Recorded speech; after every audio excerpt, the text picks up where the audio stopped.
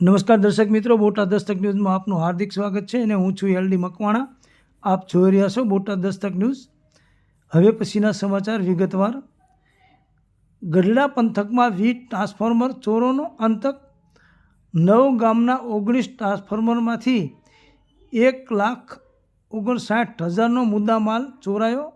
Copper, coil અને ઓઇલની ચોરી. બોટાદ જિલ્લાના ગઢડા પંથકમાં 20 ટ્રાન્સફોર્મર ચોરીની ગંભીર ઘટના સામે આવી છે. ગઢડા અને ઢસા પેટા વિભાગીય કચેરી હેઠળ આવતા 9 ગામમાં કુલ 19-20 ટ્રાન્સફોર્મરમાંથી તસ્કરોએ કોપર, કોઇલ અને ઓઇલની ચોરી કરી છે. આ ચોરીથી પીજીવીસીએલને કુલ રૂપિયા 1,59,000નું નુકસાન થયું છે.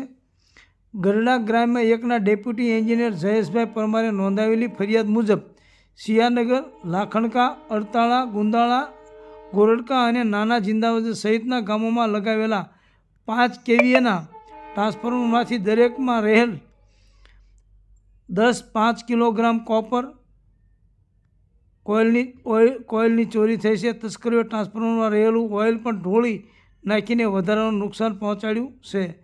ચોરીની ઘટનાઓ વિવિધ સ્થળોએ બની છે, જેમાં ગોરડકા ગામનો લાખાવાડ વિસ્તાર, નાના જિંદાવદર ગામના પાટિયા પાસે, સુરકા ગામે ઉગામેડી રોડ, અડતાળા પંચમુખી હનુમાન આશ્રમ પાસે, બોડકી ગામે બસ સ્ટેન્ડ પાસે, અડતાળા ગામે ગેસ એજન્સી પાસે, લાખણકા ગામે, ગુંદાળા ગામ અને સિયાનગર ગામનો સમાવેશ થાય છે. પોલીસે અજાણ્યા શખ્સ વિરુદ્ધ ગુનો નોંધી તપાસ શરૂ કરી છે. સૌજન્ય દિવ્યા ભાસ્કર, બોટાદ દસ્તક ન્યૂઝ, એલડી મકવાણા, બોટાદ.